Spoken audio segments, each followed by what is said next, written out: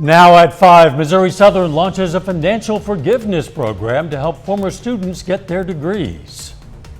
President Biden travels to Europe to meet with NATO and EU leaders about the crisis in Ukraine. I'm Skyler Henry at the White House with more on his goals for the trip as the war rages on. You may think I'm inside a luxury spa, but I'm actually at a hospital ICU. I'm Natalie Brand in Maryland, where I'll show you how hospitals are addressing a rise in burnout among healthcare workers. The 4 states' most watched news starts now. We begin tonight with a developing story, a house fire in Joplin. This is near Murphy and Richmond in Joplin, where crews are battling a fire at this very moment. Firefighters were called to the scene less than an hour ago. It appears the fire started in the attached garage, then spread to the house. Our reporter Shannon Becker is at the scene, and we hope to have more for you tonight at 6. Missouri Southern launches a financial forgiveness program that could make completing a degree more affordable for a lot of families. The program offers incentives for students with past due balances from the fall semester of 2021 or before, but never finished their degree. Eligible students complete at least 6 credit hours in the upcoming fall semester and pay for that semester. Their previous debt will be removed. We're here to serve students ultimately, so we're always trying to find new initiatives to, boost that for students and come up with creative ways to help them out. And it also, benefits the university as well. So. Program can apply to any amount of debt, and we're going to have more on this program for you tonight at 6. Residents in Miami, Oklahoma are being told to prepare for a utility rate increase. The city of Miami put out a press release explaining that the Grand River Dam Authority handed down $2.7 million in energy costs to Miami utility customers. City officials say it's an amount they have to pay back, and by increasing customer rates, be able to do that within 3 years. Tonight at 6, we're going to hear more on what rate changes are expected and what customers can do if they need help paying their bills. Folks in Joplin can now learn about the history of the city while taking in the sights and sounds of nature. The city today dedicated the North Trail of Landreth Park as the Joplin Heritage Trail. Now features 3 markers telling the story of Joplin's early days. It's part of a legacy project to mark the city's 150th anniversary next year. We're going to hear more about the Joplin Heritage Trail tonight at 6. Let's check in with Doug Heddy now for our first look at the weather. Well, another kind of nasty day outside for us now. It's cold, temperatures kind of hovering right around 40 degrees. And we continue to get these light showers and drizzle, which have been rotating through really all day long. Heaviest on the Missouri side at this point in time, but we have another little band back across northeastern Kansas that will rotate through. So pretty much what you see outside right now is what you're going to get as we go through the evening hours. This storm system just slow to move out of here, so it's going to stick around tonight. It's going to pretty much stick around as we go into the daytime hours tomorrow as well. Hit and miss showers through the evening hours. Drizzle, another little batch kind of late evening into the overnight hours, some light showers. Temperatures kind of hover into the mid 30s. We're in the upper 30s right now, so we'll only drop back about 4 or 5 degrees. When are we going to get the sun back? We're going to look at that here in just a bit. See you then. Authorities have released an autopsy report on a Miami, Oklahoma man who was stabbed to death last August. The report indicates that 37-year-old John Uran was stabbed 16 times in the torso, neck, and head. It was outside his sister's home in Ottawa County. Investigators say Uran and the suspect, Travis Johnson, had been arguing about a cell phone when the stabbing occurred. Officers arrested Johnson a short time later. He remains in the Ottawa County Jail, charged with first-degree murder. Our nation's first female Secretary of State, Madeleine Albright, has died of cancer. President Bill Clinton chose Albright as America's top diplomat back in 1996, and she served in that capacity for the last 4 years of the Clinton administration. At the time, she was the highest-ranking woman in the history of U.S. government. In 2012, President Barack Obama awarded Albright the Medal of Freedom, the nation's highest civilian honor, saying her life was an inspiration to all Americans. Madeleine Albright was 84. As the battle for Ukraine rages on, President Biden headed to Europe looking for ways to stop Russia's invasion. Reporter Skylar Henry has the latest. President Biden left the White House on his way to Brussels, where he'll meet with key allies to bolster the response to Russia's attacks on Ukraine.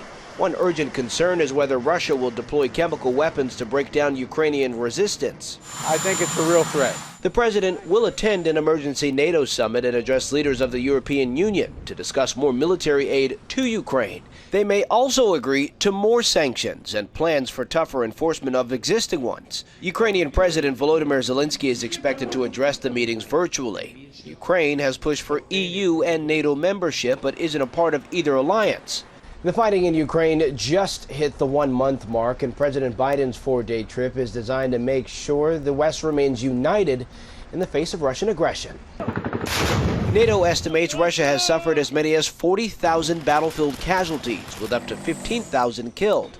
And still, Ukrainian forces remain defiant in the capital, Kyiv, even as more bombardments target the city. It seems like not rocket, because if it's rocket, it's more damage. I don't know. It was many bombs. Before returning to the White House this weekend, President Biden will stop in Poland to thank leaders for taking in the wave of Ukrainian refugees and discuss how to relieve the humanitarian strain. Skylar Henry, CBS News, the White House. And Secretary of State Antony Blinken confirmed this afternoon the U.S. government assesses that members of Russia's forces have committed war crimes in Ukraine. A little bit later, your home might be worth more than you think. Home prices are soaring in a hot real estate market. I'm Danya Backus, and I'll tell you how high prices are going. But first, battling job burnout among nurses. That's next in Health Watch. Topping today's Health Watch, infants and toddlers affected with COVID-19 show significantly higher levels of antibodies against the coronavirus compared to adults. The new findings from researchers at the Johns Hopkins Bloomberg School of Public Health differ from some earlier reports. The analysis looked at samples from more than 600 children and 175 adults before vaccines were widely available. Researchers from the Netherlands say evidence gathered so far shows the period of infection for the Omicron variant doesn't appear much shorter than other COVID-19 variants like Delta, but might be somewhat shorter. They say a 5-day isolation period for infections caused by the Omicron variant may strike a balance between limiting the spread and what communities are likely to accept going forward. The coronavirus pandemic has led to hospital staff shortages nationwide as healthcare workers report a significant rise in burnout. One survey by the American Association of Critical Care Nurses found nearly 70% of nurses said their experiences during the pandemic have caused them to consider leaving nursing. Natalie Brand shows us how a hospital group in Maryland is addressing that issue head on. My name is Angie. I'm one of the nurses here. How are you today? ICU nurse Angie Wheeler considers the job a calling. But the pandemic posed a test unlike any other in her 4 decades of experience. The pandemic totally changed nursing. And it's led to a surge in burnout among healthcare workers nationwide. This hospital in Prince George's County, Maryland, has experienced up to 30% turnover in nursing staff, according to Chief Nursing Officer Crystal Beckford. If hospital systems don't address this, what does that mean? Operationally, you could come to a standstill. We have to address nursing burnout. That means rolling out a new self-care strategy, from treats to say thank you, to a quiet room to take a breath, even if only for a few minutes. Notice any tension? Meditation over Zoom. Hold it. Technique shared with new nurses in training. Hospitals engaging with their staff and doing the little things really go a long way. Ashley Gick, a nurse of 5 years, is using a new tuition assistance program to study management as hospitals innovate ways to retain their critical front line. If we keep where we're at right now with staffing shortages and increased patient ratios, it burns you out, heart and soul. While healthcare workers are trained to put others first, what do you think is going to prevent healthcare workers from burning out? Taking care of yourself first and foremost. The intensity of the past 2 years has stressed the importance of taking time to recharge. It's nice in the midst of things to see some beauty And appreciate life in order to better serve others. Natalie Brandt, CBS News, Maryland. Luminous Health in Maryland says their hospital chaplains are also making rounds to check in on the nursing staff in addition to their usual job of helping patients and their families. Evidence continues to mount that organ transplants from donors who had a past COVID-19 infection are safe. Italian researchers also say doctors can consider organs from donors with active infections, provided they showed no COVID-19 symptoms and died from other causes. And that is a look at today's health news. A little bit later, our pet vet on call. Hi, I'm Dr. Eva Dudek from Parsons Pet Hospital. Coming up, we're going to talk about hamster habitats. Plus the drizzle and showers stick around. We're going to look at that coming up.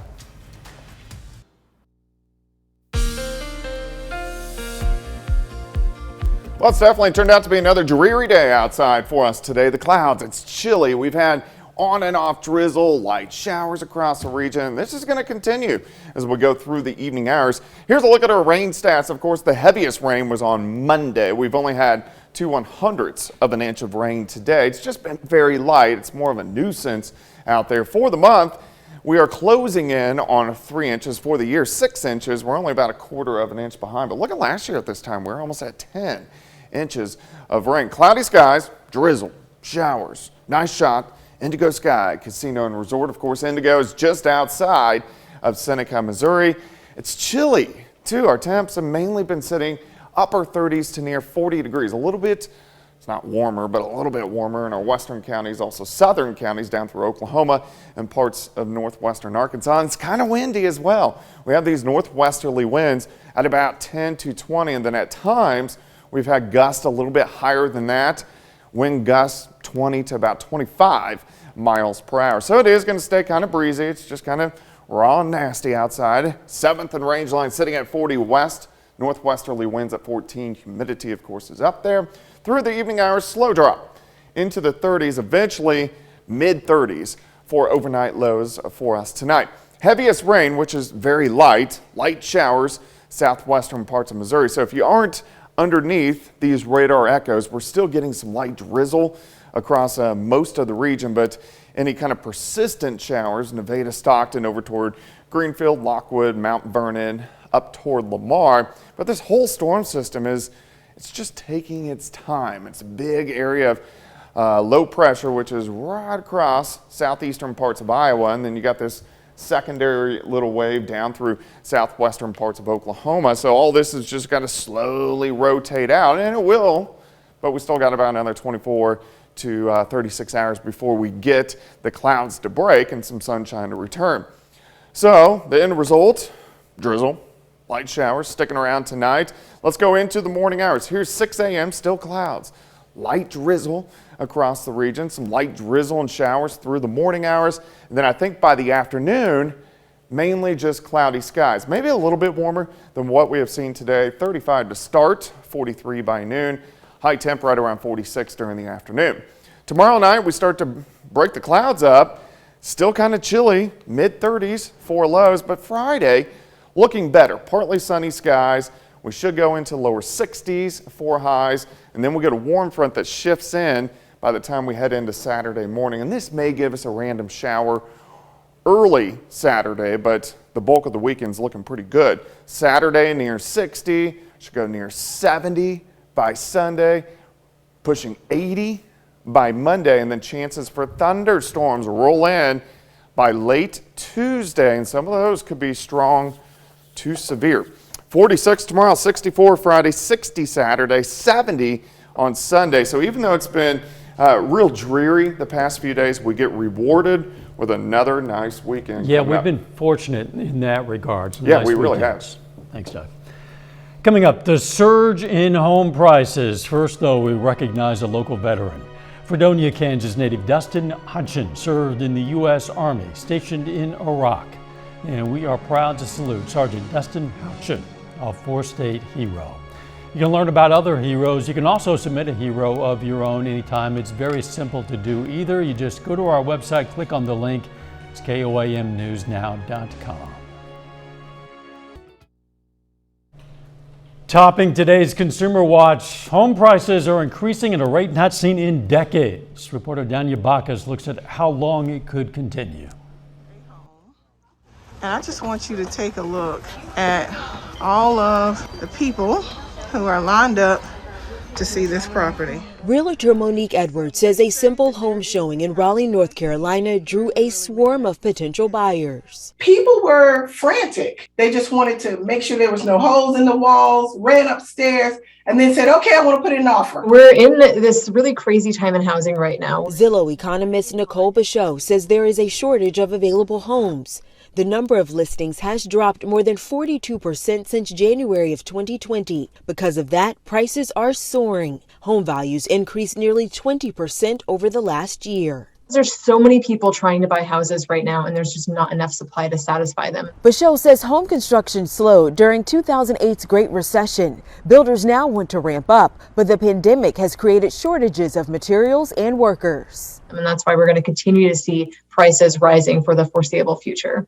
Experts believe rising mortgage interest rates could slow demand slightly. It's about 30% more expensive to pay for a mortgage on today's home than it was a year ago. That's hundreds of dollars a month in some cases. And so, people who are right on the edge of, being able to afford something might be pushed out of the market for the time being. But Zillow predicts home values will continue to climb about 16% this year. Danya Bacchus, CBS News, Los Angeles. According to Redfin.com, 8% of U.S. homes are valued at $1 million or more. That's up just 4.8% from 2 years ago. Climate and conservation groups are suing the Department of the Interior for more information about its November review of its oil and gas leasing program. That report was widely criticized for sidestepping the program's impact on the climate crisis. An Interior Department spokesperson declined to comment on the lawsuit. Our Pet Vet on Call next.